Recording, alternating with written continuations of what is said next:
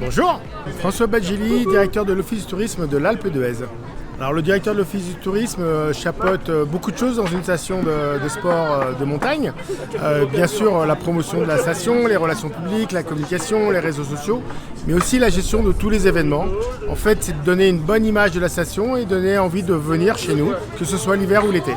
Oui, tout à fait. Alors, il faut savoir que l'Alpe d'Huez est une station qui organise beaucoup d'événements. Sur l'été 2023, on avait 16 événements. Alors, on a souvent tendance à connaître l'Alpe d'Huez par rapport à l'arrivée du Tour de France, qui est assez mythique avec ses 21 virages, mais aussi le triathlon, aussi le VTT, aussi le trail.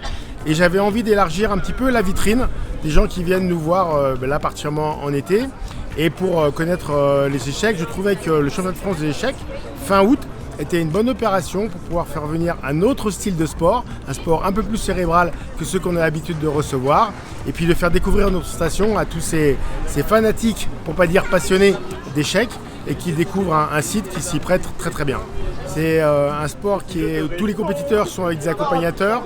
Là, ils sont dans un site qui est magnifique, et en dehors de nombreuses heures qu'ils passent dans une salle à jouer aux échecs, ils peuvent s'oxygéner, et puis par les temps qui courent cet été, prendre un petit peu d'air frais.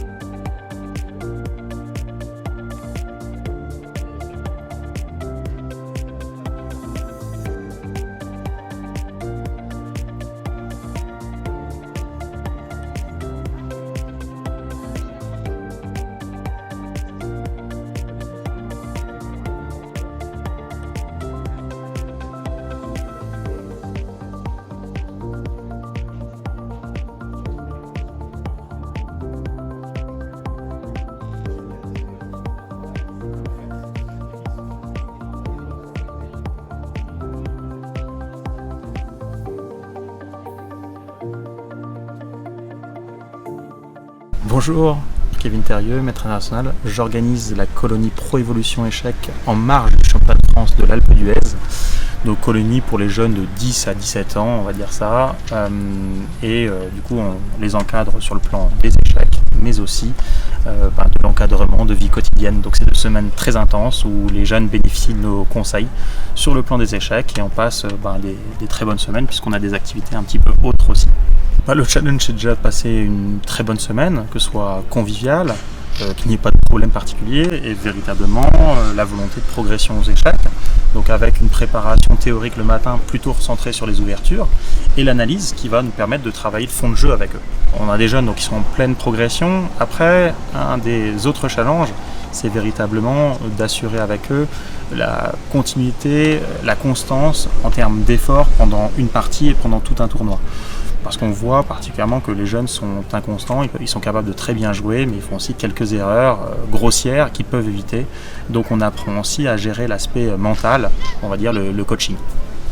Voilà, si ça vous intéresse de me rejoindre, il y a les colonies pour les mineurs, les stages pour les adultes et les enfants. Et il y a aussi maintenant la plateforme en ligne, c'est la nouveauté de cette année. Donc il y a des packs vidéo à aller prendre gratuitement sur ma plateforme au départ. Et ensuite, pour devenir presque membre, vous prenez des packs payants et sur tous les sujets. Et je pense que ça va vous aider énormément à progresser. Voilà, donc Pro Évolution Échec, vous allez sur le site, c'est très très simple, proevolutionéchec.com. Voilà. Merci à vous tous, bonne continuation.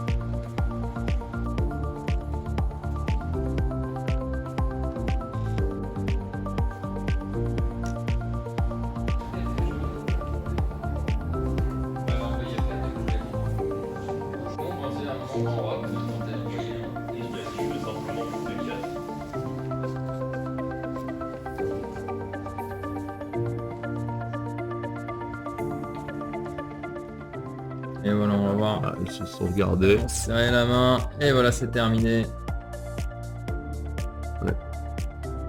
Ouais.